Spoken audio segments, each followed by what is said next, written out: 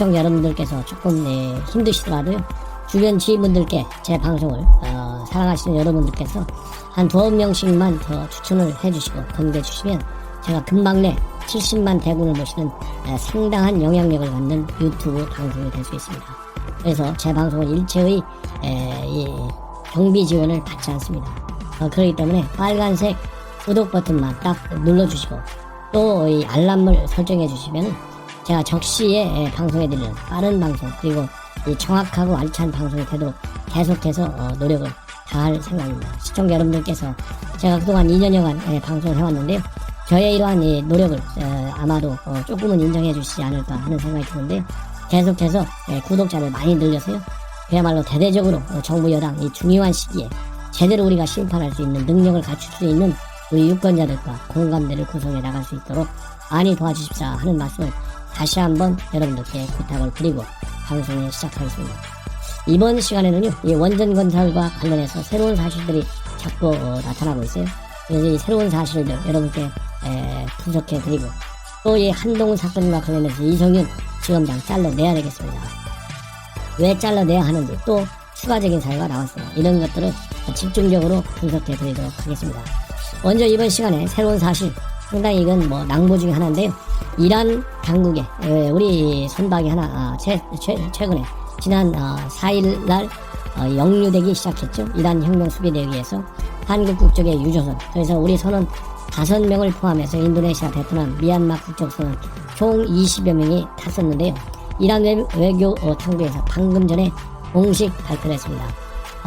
우리 구금된 선원들을 전원 석방하기로 했다, 이렇게 발표를 했는데요, 다만 선박과 선장은 현재 사법 절차가 진행되고 있어서 이 억류를 풀지 않았습니다. 그래서 선박과 선장을 제외한 나머지 이 한국인선은 전원이 다 석방됐다는 말씀을 드리고요, 이 납포 이유는 당시에 기름 오염과 환경 오염 때문이었다, 이렇게 주장을 하고 있지만 실질적으로는 우리 국내은행에 동결되어 있는 이란 자금 문제 때문에 이란 당국에서 우리 선박을 억류해서 박연하려고 억류했다라고 하는 것이 정설로 되어 있습니다.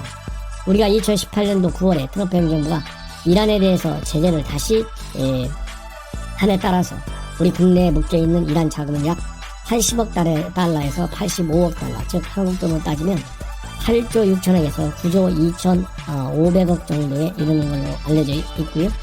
그리고 이번에 우리 선원들을 이렇게 억류를 해제하면서 이란 당국에서 발표한 내용을 보면 이란 외교부 장관과 그리고 우리 외교부 차관 최종원 간의 통화 내용도 공개했습니다. 그러면서 양국은 한국 시중은행에 동결된 이란 자산 문제를 해결하기 위한 방안을 논의했다. 한국 측은 동결 자산을 가능한 빨리 해제하기 위해 최선을 노력을 다하고 있다, 이렇게 얘기했거든요. 그렇기 때문에 우리 국내 은행에 역류되어 있는 이란 자금을 푸는 조건으로 우리 선원들을 석방했을 것이 거의 확실시 되고 있고요. 우리 선박이 억류되기 직전까지만 해도 미 정부 당국으로부터 우리 국내에 동결되어 있는 이란 자금을 우회적으로 푸는 방안을 한국과 미국 이 관계 당국 간에 긴밀히 협의하고 있는 상황에서 억류 사태가 벌어졌어요. 그렇기 때문에 이미 한국과 미국 간의 상당 수준의 협의가 진전이 되어 있는 상황에서 억류가 되어 있기 때문에, 그것은 바로 이란 당국이 이 억류 자금을 빨리 해제하라는 압박 차원에서 우리 선박을 억류한 것이고, 이제 한 달이 다 돼가는 이 시점에서 자금 문제가 풀리니까 전격적으로 석방하는 것이 아니냐.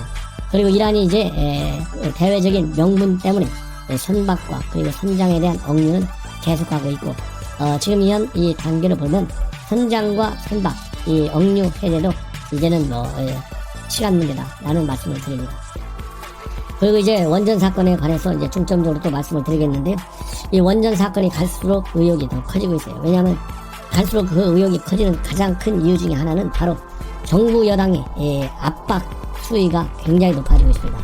바로 최재성 정무 수석이 거의 최후 통첩적으로 야당이 명운을 걸어라, 명운을 걸면 여당이 할 수 있는 모든 조치를 다 검토하겠다. 그래서 정말로 USB 공개하라는 얘기냐, 이렇게까지 압박하고 나왔어요. 이러는 상황에서 또 한 사람이 나타나는데 바로 그 사람은 누구냐면 정의용 외교부 장관, 내정장관. 여러분도 아시다시피 정의용 외교장관은 안보실장을 문 정권 출범서부터 장기간 쭉 재임해 왔어요. 그렇기 때문에 남북관계 그리고 미북관계, 한미관계 관해서 가장 많은 정보를 가지고 있는 분이잖아요. 이 정호영 안보실장이 지금 여러가지 본인 청문회를 앞둔 상황에서 비리 의혹들이 하나둘씩 까지고 있는데, 이런 비리 의혹이 한참 나오고 있는 과정에 느닷없이 기자회견을 자청해가지고 했는데, 자기 비리 의혹과 관련해서 단 한마디도 하지 않고 원전 문제 관해서 정부 여당이 지금까지 내놓고 있는 입장을 다시 확인해주는 그런 수준의 언론 기자회견을 했습니다. 다만 여기서 다른 점은요, 이 USB와 관련된 내용에 관해서 똑같은 내용은 원전에 원자로 들어가 있지 않다. 대신에 뭐가 들어가 있느냐, USB에는 한반도 신경제구상에 대한 우리 아이디어가 담겨져 있다. 그런데 여기서 또 우리가 주목할 것은요, 갑자기 원전 문제가 나오니까 무슨 뭐 정책을 담았다, 전략을 담았다, 그리고 뭐 생각을 담았다, 논의한 내용을 담았다, 이렇게 아니고 아이디어라는 말이 나오고 있어요. 이 갑자기 아이디어라는 말이 말이죠, 이 공무원들 사이에 보고서 쓸 때 아이디어라는 말 이렇게 많이 쓰이는 단어가 아니에요. 그래서 이렇게 갑자기 산업부에서 작성한 것도 아이디어, 그리고 정의용 외교장관 내정자가 얘기한 것도 아이디어.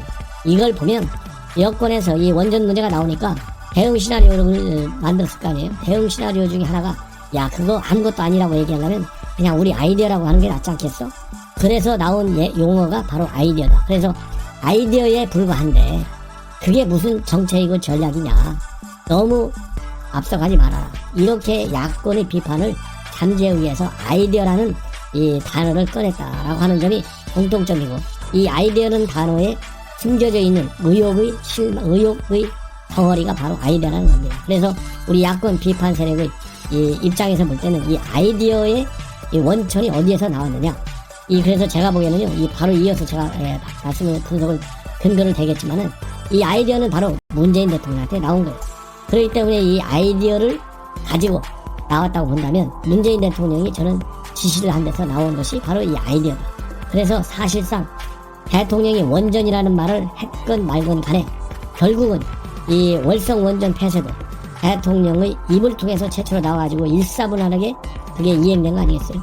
그런 것처럼 산업부에서, 그리고 이 정의용 장관이 아이디어라고 얘기를 했다 하더라도 원 출처는 바로 대통령일 수밖에 없다라고 판단하는 것이 정상적인 사고의 흐름이다, 결론이다, 이렇게 저야